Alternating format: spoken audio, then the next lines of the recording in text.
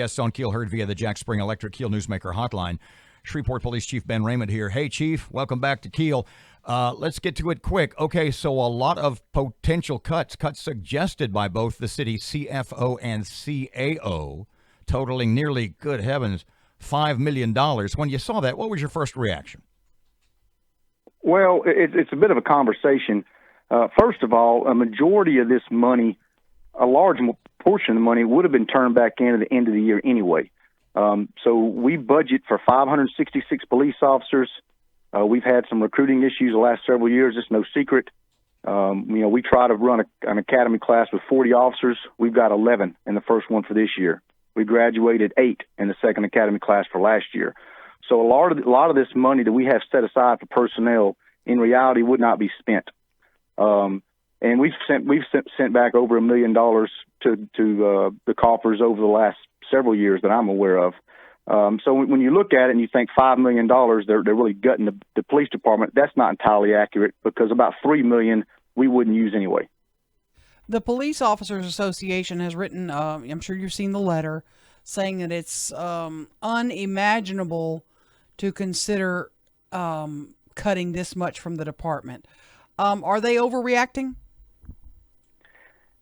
You know, I can't speak for them. I wish they would have reached out to me, and we could have had a conversation about our budget and about the administrative issues.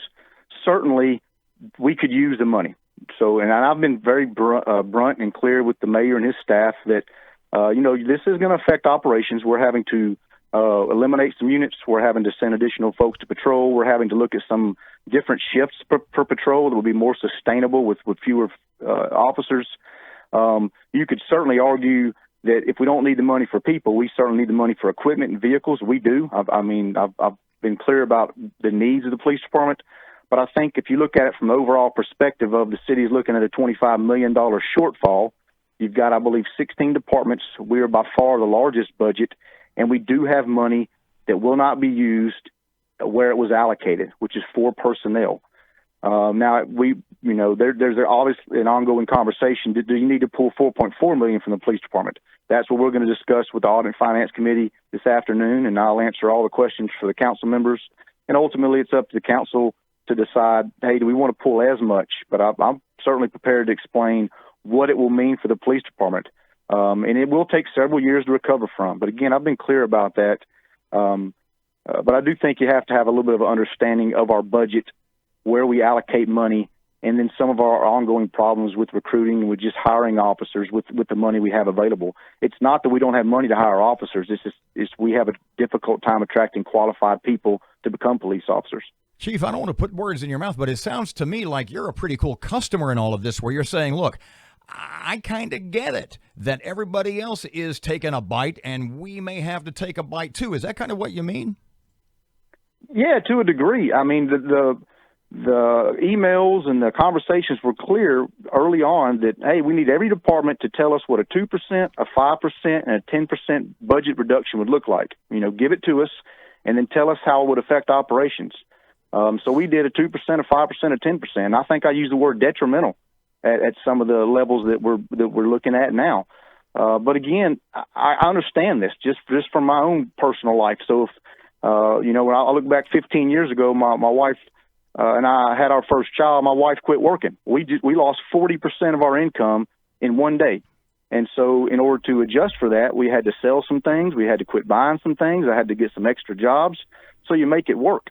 And that's the position the city's in. You've got a $260 million general budget, and we're looking at a shortfall of $25 million from the stay-at-home order and businesses being shut down for 6 weeks. The money's got to come from somewhere. Now, certainly, I'm going to fight for every penny the police department can keep. But again, the reality of it is we're not going to get to full staffing. So we're not going to get to 566 police officers by the end of the year. Best case scenario is we would have an academy class and graduate another 15 officers. And I think I'm being fairly liberal in that number. So these proposed cuts, did they originate from you? It sounds like each department head did it. I mean, were these your ideas? Well, yeah, they originated from me. Again, so we gave them what a 2%, a 5%, a 10% would look like, and these were part of my 10% budget cut. So we've got a $60.5 million budget. So I gave them $6,500,000 in proposed cuts. and then explained, let me tell you what this is going to do and how bad this will be. They didn't take all $6.5 million. I think this includes about $4.4 million. And there are some areas in here that need some discussion. So, for example, the biggie, decreased funding of 56 base police officer positions is $3.1 million. The original conversation was the discussion of whether we should lay off the 11 cadets because we suspended academy operations for the 6 weeks of stay-at-home order. So the original discussion included eliminating those 11 cadets, which I was able to kind of argue as we got further into it. Hey, we need these 11 officers. If we're not going to hire the rest of 2020, we really need to keep those 11 officers. Had a conversation with Chief Whitehorn, and he agreed, yeah, you need to keep those 11. So that being said, we really can't cut $3.1 million without laying anybody off. That number would be more along the lines of about $2.6, $2.7 million at this point. So again, some of these numbers need to be discussed. The $429,000 budgeted for equipment and vehicles, that's not money we were actually going to spend to buy vehicles. We have allocated $1.1 million for our equipment finance package. It's basically a loan the city gets from 2016, 2017, and 2018 vehicle purchases. It became apparent last year that we weren't spending all that money.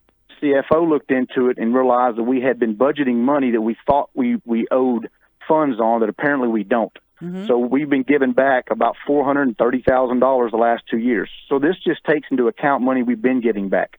So you're not pulling money that we had set aside for more vehicles. You're pulling money that we thought we owed on previously purchased vehicles. Got people yelling at the radio. So I'm going to ask you what they're thinking. How's this going to impact me? I live in Shreveport. What's this impact? If this is cut from your police department, what's going to happen when I need the police? Any changes for me? You'll know our essential service is patrol. Having a police officer on the street, that's considered the backbone of policing. I'm a huge proponent of the patrol. If we got rid of everybody else, we'd all be out there officer answering calls for service. Now, where will it affect you? We no longer have a vice unit as of yesterday. We're not going to be working some prostitution and some alcohol ordinances quite to the level we were. We're still going to focus on human trafficking and the more important, the more violent, those crimes we're more concerned about. We may have to eliminate our misdemeanor warrants unit. They pick up a lot of individuals that are wanted on warrants for the department. We may have to look at decreases in our narcotics division, decreases in our traffic division. We're no longer going to have a downtown patrol. We have officers assigned to the downtown district.